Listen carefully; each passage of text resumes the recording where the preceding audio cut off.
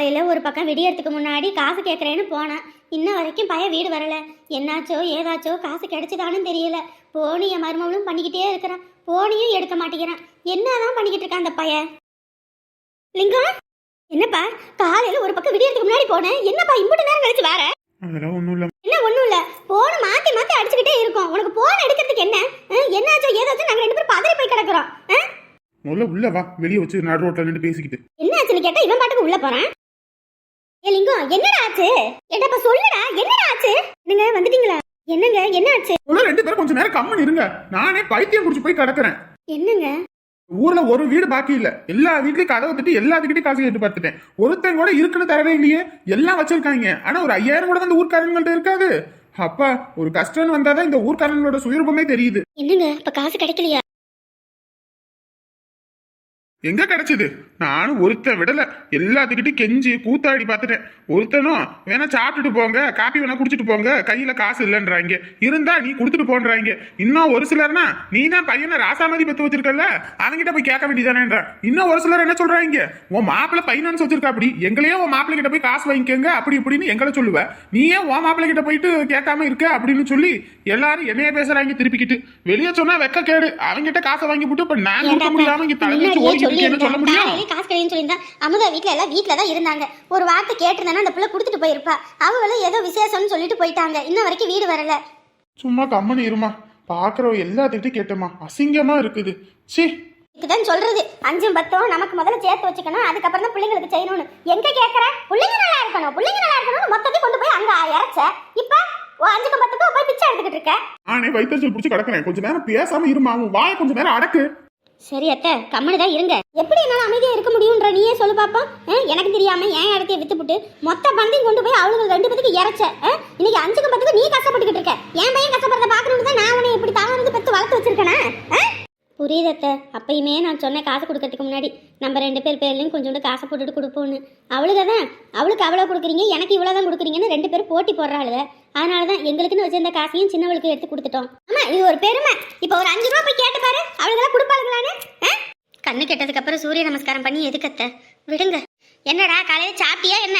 இல்லம்மா, காலையில ஒரு பக்கத்துல இருந்து பெரியவ போன் அடிச்சுட்டே இருக்கா. எப்பா வட்டி காசு கொடுத்துட்டீங்களா, வட்டி காசு ரெடி பண்ணிட்டீங்களான்னு. அதுக்கப்புறம் நான் போனும் எடுக்கல. அங்க இங்கேன்னு அலைஞ்சு காலையில இருந்து 1 ரூபா பச்சை தண்ணி கூட குடிக்கல. ஷோ கடவுளே, காலையில ஒரு வார்த்தை சொன்னா அமுதா கிட்டையாவது கேட்டிருக்கலாம். சாப்பிடவும் இல்லைன்றேன். ஏமா சோறு குழம்புல ஆயிருச்சாமா?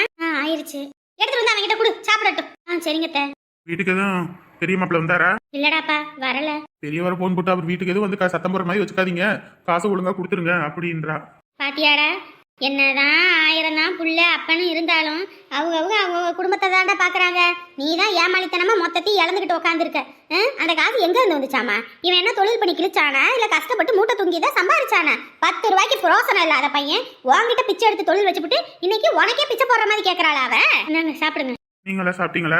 எங்கிட்ட சாப்பிடுறது, உன்னே காலையில இருந்து காணலன்னு நாங்க 2 பேரும் பைத்தியம் பிடிச்சல தெரிஞ்சோம். ஐயோ என்னாச்சோ ஏதாச்சோன்னு. சரி சாப்பிடுங்க 2 பேரும் சாப்பாட போட்டு. இனி என்ன வரவா போறாங்க பாத்துக்கலாம். நாளைக்கு ஏதாவது ஏற்பாடு பண்ணி கொடுக்கலாம். எங்க பேசாட்டுக்கு என் தாலியை வேணா அடகு வச்சு ஒரு 5000 கொடுத்துருவோமா? அடியே வாயை மூடிட்டு கம்மன் இருடி. தாலி வைக்கிறாள் அவ. தாலி புருஷன் உசுரோட இருக்கும்போது தாலி வைக்கிறேன்னு சொல்லாதடி. அப்புறம் என்னத்த பண்ண சொல்றீங்க? கையிலையும் காசு இல்லல்ல. 2 பேரும் முதல்ல கம்மன் இருங்க, நிம்மதியா என்ன இருக்க விடுங்க கொஞ்ச நேரம்.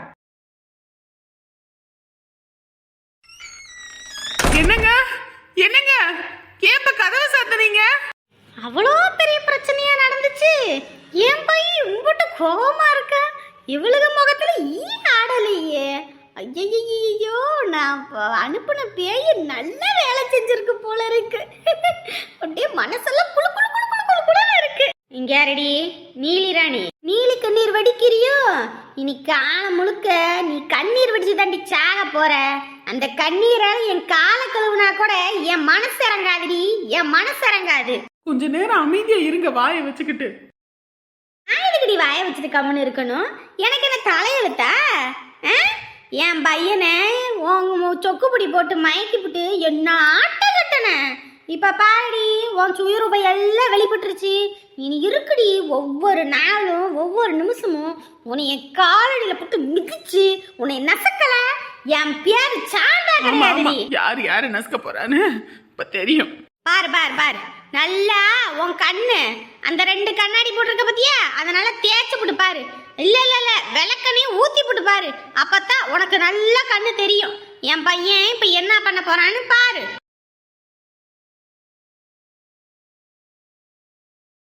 என்ன நம்ம பையன் பைய எடுத்துக்கிட்டு வாரான்? ஓஹோ, புரியுது. நான் கூட நினைச்சேன் இந்த பேய் பண்ணின வேலைக்கு என் மருமகரியை அங்கேயே கழட்டி விட்டுட்டுல வந்திருக்கணும், அவனையும் சேர்த்து கூட்டிக்கிட்டு வாரானேன்னு நினைச்சேன். இவரோட மொத்த பொட்டி படிக்கையும் சேர்த்து கொண்டு தூக்கிட்டு போய் வீசணும்னு இது பண்ணியிருக்கானா? பாப்பா இப்பதான் ஏன் நிம்மதியா இருக்கு. மனசெல்லாம் சும்மா குளுன்னு இருக்கு. ஏண்டா மவனே, என்னதான் இருந்தாலும் இம்புட்டு கோவப்பட்டு மருமகளை இது அடிச்சு வெளியே துரத்திடாத சாமி. நம்மளை நம்பி வந்த புள்ள. என்ன இருந்தாலும் அவங்க வீட்டில் உள்ளவங்க பண்ணினதெல்லாம் தப்புதான், இல்லைன்னு சொல்லலை. அதுக்குன்னு அவளை இந்த நேரத்தில் நடுராத்திரி நேரத்தில் வெளியே அனுப்புடினா எங்கே போவா? யார் வீடுன்னு போவா? இதுக்கு முன்னாடியே அவங்க அப்பன்னு சொல்லி வேற அனுப்புனா, இதுக்கப்புறம் நீ வீட்டுக்குள்ளே வந்தீங்கன்னா உன் கண்டங்களை வெட்டி போடுவீன். அதுக்கப்புறம் இந்த பக்கமே வரக்கூடாதுன்னு, கஷ்டமோ நஷ்டமோ புருஷ வீட்டில் தான் குப்பை கொட்டணும்னு. இப்போ நீயும் அனுப்பி விட்டுட்டனா எங்கடா போவா? நடுத்தருவுல பிச்சையா எடுப்பா, அதுவும் சின்ன பிள்ளைய வச்சுக்கிட்டு. அடச்சே வாய மூடுமா. என்னடா அப்பா, என்னப்பா ஆச்சு? ஏன்பா அப்படி கோவப்படுற? என்னென்ன பண்ணுனேன்னு மொத்தமும் தெரிஞ்சு போச்சு. ரொம்ப நடிக்காத. டே மவனே, அவனா இனிமே அந்த மாதிரி வார்த்தையை சொன்ன வாயில உலக்கைய வச்சு குத்தி போடுவேன். உலக்கைய வச்சு குத்துவியா? டே நான் உன் ஆத்தாடா. வாய மூடு. வாயா மூடா மவனே. டே அப்பா, இதெல்லாம் அம்மான்னு சொல்றதுக்கு எனக்கு கேவலமா இருக்கும், அசிங்கமா இருக்குது. அசிங்கமா இருக்கா? ஏண்டா அசிங்கப்படுற அளவுக்கு நான் என்னடா பண்ணுனேன்? நம்ம டூருக்கு தானடா போனோம். இவ குடும்பத்துல உள்ளவங்க தான்டா ஏதோ பண்ணிருக்கீங்க. புரிஞ்சு போச்சு. அடியே சிரிக்கி, வாத்தாக்காரி உங்க அப்பங்கார உன் குடும்பமெல்லாம் சேர்ந்து என் பையன்கிட்ட எதையோ சொல்லி ஏத்தி விட்டு இன்னைக்கு என் பையனே எனக்கு எதிராக திருப்பிட்டியா? ஏண்டி நீலி ராணி, உன்னைய பத்தி எனக்கு தெரியும்டி. டே அப்பா, இவளை நம்பவே நம்பாத. நல்லவ மாதிரியே நடிச்சு உண்டை வீட்டுக்கு ரெண்டகம் பண்ணுவாடா. அவ பண்ணுனாளா இல்ல நீ பண்ணுனியா? நீ வரும்போது எதை கூட்டிக்கிட்டு வந்த? நான் என்னப்பா கூட்டிட்டு வந்தேன்? நடிக்காதமா. அப்படியே மூஞ்ச பார்த்தாலே எனக்கு பிடிக்க மாட்டேங்குது. என்னடாப்பா சொல்ற? என் உடம்புல பேயை ஏவி விட்டு எங்க 2 பேத்துக்கு சண்டை வந்து அந்த குடும்பமே நடுத்தெருவில் நிக்கணும்னு சொல்லி பேயை ஏவி விடுறது கூட்டிட்டு வந்தீங்கல்ல, அந்த பேயை எல்லாம் சொல்லிருச்சு. பேயி எல்லாம் சொல்லிருச்சா? பொண்ணுன்னா பேய் கூட மன இறங்குது. ஆனா மனுஷியா இருந்துட்டு ஒரு பொண்ணுக்கு ஒரு பொண்ணே வேண வைக்கிறிய. நீ எல்லாம் மனுஷியா? இத்தனை வருஷமா நீ தான் எனக்கு கடவுள், நீ தான் என் சாமி. அப்பா போனதுக்கு அப்புறம் எனக்காக உன் வாழ்க்கையை ஒப்படைச்சு எனக்காக இவ்வளோத்தையும் பண்ணியிருக்கியன்னு நினைச்சு உன் மேல அம்புட்டு மரியாதை கோட்டையே கட்டி வச்சிருந்தேன். ஆனா மொத்தத்தையும் ஒரு நிமிஷத்துல சொக்குநூறு ஆக்கிட்டல. அப்பா, அம்மாவை தப்பா புரிஞ்சுக்கிட்டேன். இப்பதான் உன்னைய பத்தி சரியா புரிஞ்சுக்கிட்டேன். இதுக்கு அப்புறமேட்டுக்கு உனக்கு இந்த வீட்டுல இடம் இல்ல, நீ கிளம்பு. என்னடா சொல்ற? இன்ன வரைக்கும் சொன்னியே இவளை வீட்டை விட்டு அனுப்பணும்னு. இதுக்கப்புறம் நீ இந்த வீட்டுல இருந்தீங்கன்னா எங்க நிம்மதி கெட்டு போயிரும். நான் என் புள்ள பொண்டாட்டியோட இருக்கணும், நீ கிளம்பு. நான் எங்கடா போவேன்? ஆனா உனாதான் ஆசிரமத்துக்கு போயிருவேன். பிளாக் மெயில் பண்ணிக்கிட்டு தெரிஞ்சல. இப்ப அதே மேலதான் நானும் பண்றேன், நீ கிளம்பு. ஏப்பா, தப்பு பண்றடா நீ. தப்பா? எல்லாம் சரியா தான் பண்ணிட்டு இருக்கேன். நீ வீட்டுக்குள்ள இருந்தா ஒரு இதுவும் பொழைக்க முடியாது. நாங்க என் பொண்டாட்டிய கூட நான் வாழவே கூடாதுன்னு நீ கங்கணம் கட்டிக்கிட்டு இருக்க. இனி இந்த வீட்டுல நீ இருக்க கூடாது, கிளம்பு. வீட்டை விட்டு வெளியே போ. டேய் மவனே, நான் உன் ஆத்தாடா. ஆத்தாவாது பூத்தாவாது, நீ கிளம்பி வெளியே போ. உன் பைய தூக்கிட்டு போ. டேய், நீ செஞ்ச எல்லா காரியமும் எனக்கு தெரிஞ்சு போச்சு. இத்தனை நாள் வரைக்கும் என் பொண்டாட்டியை தான் தப்பா நினைச்சுக்கிட்டேன். அவ தான் வயசான காலத்துல என் அம்மாவை புரிஞ்சுக்காம நடந்துக்கிறான்னு அவளை எத்தனை தடவை வாழ்ற காலத்துல அடிச்சு வீட்டை விட்டு துரத்துனேன். ஆனா இன்னைக்கு அவளோட சுயரூபமும் எனக்கு தெரிஞ்சிருச்சு, உன் சுயரூபமும் தெரிஞ்சிருச்சு. இனிமே உனக்கு இந்த வீட்டுல இடம் இல்ல, வெளியே போயிரு. எங்கடா போவ? எங்கேயோ போய் என்னமா ஆகு, அத பத்தி எனக்கு கவலை இல்ல. ஏண்டா உடம்பு சரியில்லாதவடா, என்னடா பண்ணுவேன்? போயிடுன்னு சொன்னேன், போ வெளியே. சொல்லால் அடிச்சு புட்டானே, என்ன வீட்டை விட்டு போ என்றானே. கஷ்டப்படும் போதுதான் நான் உனக்கு தெரிஞ்சனா, கஷ்டம் மறந்த பிறகு என்ன வெளியே போ சொல்லிட்டானே, இவன் தான் உருப்படியா இந்த வீட்டில் வாழ்வானா, பெத்த வயிறு பத்திக்கிட்டு திகு திகுன்னு எரியுதே, நல்லாவே இருக்க மாட்டாங்க, இந்த குடும்பம் விளங்கவே விளங்காது. நம்ம பிடிச்ச எல்லாமே விலகிருச்சு. இனி எந்த கவலையும் இல்ல, சந்தோஷமா இருப்போம். கவலைப்படாத கௌசி. வீட்டுல பெரிய மனுஷங்களாம் இருக்கீங்களா இல்ல வெளியே எங்கிட்டும் போயிட்டீங்களா? அத்தை வெளியே மாப்பிள்ளை குரல் மாதிரி கேட்கல. வீட்டுல ஆள் இருக்கீங்களா இல்லையா? ஆமாண்டி, பெரியவன் வீட்டுக்காரன் தான் வந்திருக்கான் போல இருக்கு.